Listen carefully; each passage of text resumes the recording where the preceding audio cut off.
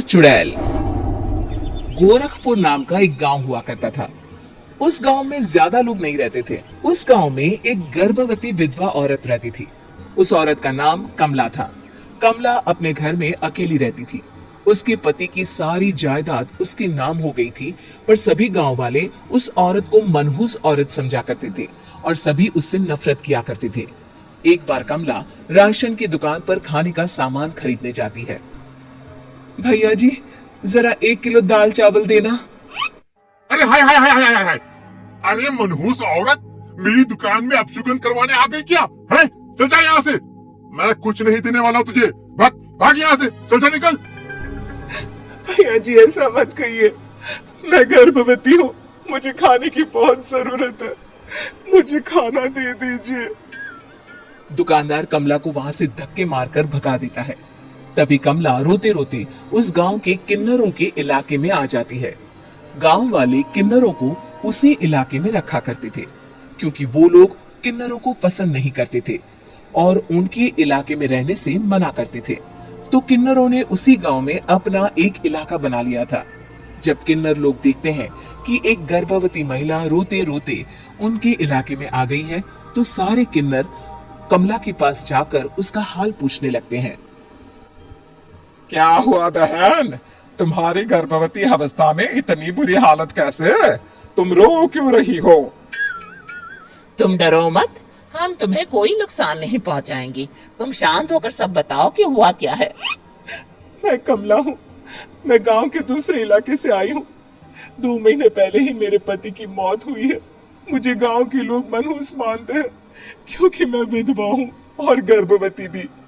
वहाँ के लोग मुझे खाने के लिए कुछ बेचने के लिए भी तैयार नहीं, जिससे मेरा गुजारा नहीं हो रहा था। कोई बात नहीं कमला, हम तुम्हारा ख्याल रखेंगे। किन्नर लोग कमला को एक खाली घर में रहने के लिए जगह दे देते हैं और उसकी देखभाल भी करते हैं। कुछ ही महीने बाद कमला अपने बच्चे को जन्म देती है, पर अफसोस, कमला बच्चे को जन्म देते ही अपनी जान गंवा देती है। जब सब किन्नर बच्चे को देखते हैं तो बहुत खुश हो जाते हैं, क्योंकि वो बच्चा भी किन्नर ही था। कमला ने एक किन्नर बच्चे को जन्म दिया था। अब इस बच्चे की देखभाल कौन करेगा? हम तो इस बच्चे को गांव के दूसरे इलाके में भी नहीं भेज सकते। अरे तो क्या हुआ, इस बच्चे की माँ नहीं रही तो हम इसे पालेंगे। अब ये हमारे इलाके में रहेगा, हमारे साथ रहेगा। फिर वो किन्नर उस किन्नर बच्चे को गोद ले लेते हैं, उसका नामकरण कराते हैं। उस किन्नर बच्चे का नाम शक्ति रखा जाता है। देखते ही देखते शक्ति बड़ी होने लगती है। उसके रंग रूप बहुत सुंदर थे। वो बहुत सुंदर किन्नर दिखती है। एक दिन शक्ति एक किन्नर से पूछती है, माँ जी सुनिए ना, ये गांव के दूसरे इलाके में भी तो लोग रहते हैं, तो हम वहाँ क्यों नहीं जाते? हम उनसे अलग क्यों रहते हैं? शक्ति, क्योंकि वो लोग हमारे जैसे नहीं, वो लोग हमें पसंद नहीं करते, इसीलिए हम उनसे अलग रहते हैं। क्यों? वो हमें क्यों पसंद नहीं करते? मुझे एक बार उस इलाके में जाना है, मैं एक बार वहां जाकर घूम कर आऊं। शक्ति, खबरदार, जो तू उस इलाके में कभी भी गई तो अपनी जान नहीं गंवाना चाहती तो उस इलाके में कभी कदम भी नहीं रखेगी, समझी? इतना कहकर वो किन्नर वहां से चली जाती है। शक्ति उस किन्नर की बात सुनकर बहुत रोती है। माँ जी, ऐसा कैसे कह सकती है? उन्होंने इतनी सी बात के लिए मुझे इतना डांटा। अब तो मैं उस इलाके में जरूर जाऊंगी। फिर एक दिन शक्ति गांव के दूसरे इलाके में चुपके से जाती है। ये लोग तो हमारे जैसे ही इंसान हैं, तो ये हमसे नफरत क्यों करते हैं? जब शक्ति उस इलाके में पहुंचती है तो गांव के सारे आदमी उसके रूप से मोहित हो जाते हैं। वो लोग ये अंदाजा नहीं लगा पाते कि वो किन्नर है। शक्ति की सुंदरता देखकर सारे गांव वाले उसकी तारीफ करने लगते हैं। तभी गांव का चक्कर लगाने गांव के जमींदार का बेटा हर्ष वहां पहुंचता है। हर्ष भी दिखने में बहुत सुंदर होता है।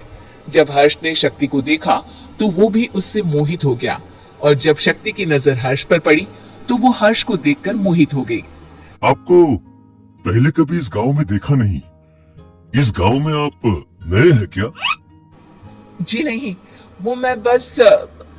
तभी शक्ति बोलते बोलते रुक जाती है और मन में सोचने लगती है, अगर मैंने इनको बता दिया कि मैं दूसरे इलाके से आई हूँ तो वो समझ जाएंगे कि मैं किन्नर हूँ, इसलिए मुझे इनसे झूठ ही बोलना पड़ेगा। शक्ति हर्ष को कहती है, जी हाँ, मैं इस गांव में नई आई हूँ, यहाँ अकेली रहती हूँ। वैसे आप कौन है? आप भी इसी गांव में रहते हैं? जी हाँ, मैं इस गांव के जमींदार का बेटा हूँ। आपको किसी भी चीज की जरूरत पड़े तो आप मुझे बता देना, मुझे अच्छा लगेगा। ऐसे ही शक्ति और हर्ष एक दूसरे से रोज मिलने लगते। वो दोनों अपने प्यार का इजहार करने एक दूसरे से मिलने जाते हैं। तभी शक्ति का पीछा करते करते एक किन्नर वहां आ जाती है।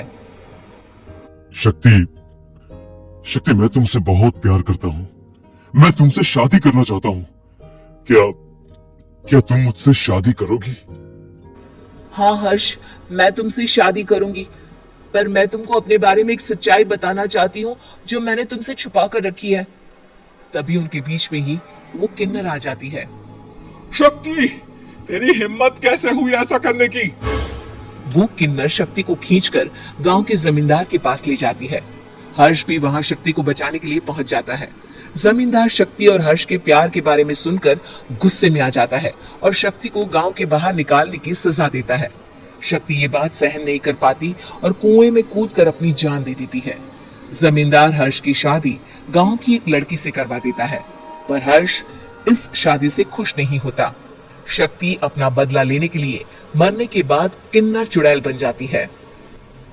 अब मैं इन गांव वालों को नहीं छोड़ूंगी, अब इनसे मैं अपने प्यार का बदला लूंगी। किन्नर चुड़ैल गांव वालों को परेशान करना शुरू कर देती है। एक बार वो रात को गांव के खेतों में पहुंच जाती है और वहां आग लगा देती है। सारी फसल जल के राख हो जाती है। जब एक आदमी रात को उठकर देखता है कि खेत में आग लग गई है, तो वो वहां पहुंच जाता है। वो देखता है कि खेतों के बीचों बीच एक किन्नर चुड़ैल खड़ी है और वहां खड़े होकर ताली बजा रही है। गांव वाला किन्नर चुड़ैल को देखकर बेहोश हो जाता है। जब सुबह उस आदमी को होश आता है तो वो सीधा जमींदार के पास जाता है। अरे जमींदार साहब, अरे वो किन्नर चुड़ैल ने मेरी सारी फसल जला दी। अब मैं क्या करूंगा, क्या होगा मेरा? जमींदार चुड़ैल किन्नर का नाम सुनते ही सब कुछ समझ जाता है। अब वो बहुत डर जाता है। उसी रात को जब जमींदार डर के मारे अपने कमरे में सो नहीं पाता, तभी वहां अचानक से किन्नर चुड़ैल आ जाती है। किन्नर चुड़ैल जोर जोर से जमींदार के आगे खड़ी होकर हंसने लगती है और ताली बजाने लगती है।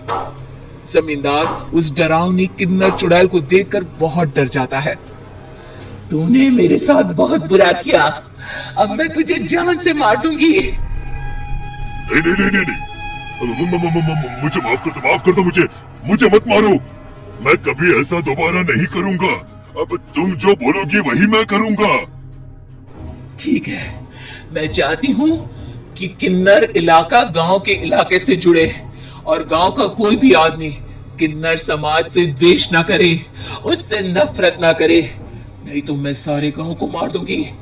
और तुम गांव में एक नया कानून बनाओ कि अगर किसी ने भी किन्नर समाज को हानि पहुंचाने की कोशिश भी करी या इनसे भेदभाव करने की भी कोशिश करी, तो उनको कड़ी से कड़ी सजा मिलेगी।